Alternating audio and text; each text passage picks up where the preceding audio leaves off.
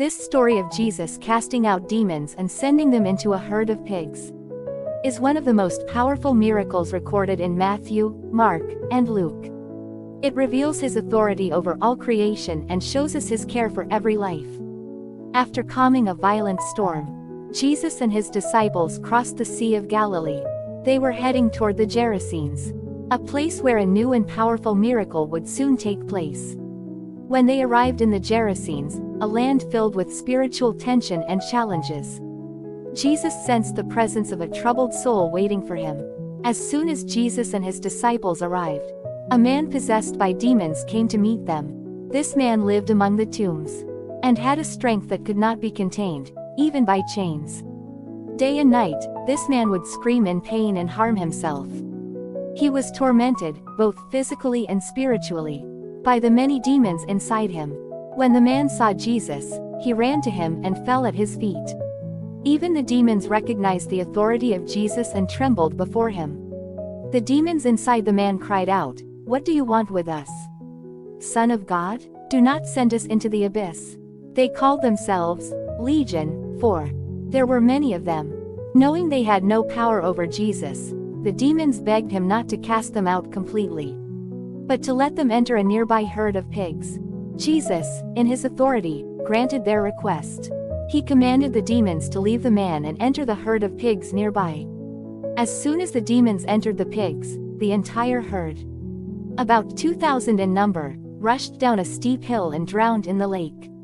The man, once tormented by demons, was completely restored. Jesus' power had set him free, and he was now at peace.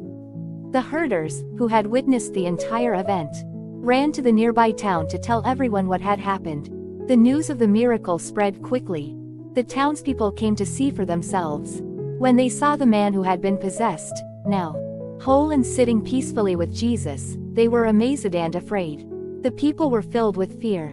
They were unsure of how to respond to such incredible power. Instead of welcoming Jesus, they asked him to leave their region. Even though they had witnessed a miracle, the people asked Jesus to leave. Jesus, respecting their request, prepared to depart. The man who had been healed wanted to follow Jesus. He begged to go with him, wanting to stay close to the one who had set him free. But Jesus had a different plan for him. He told the man, "Go back to your home and tell everyone what God has done for you."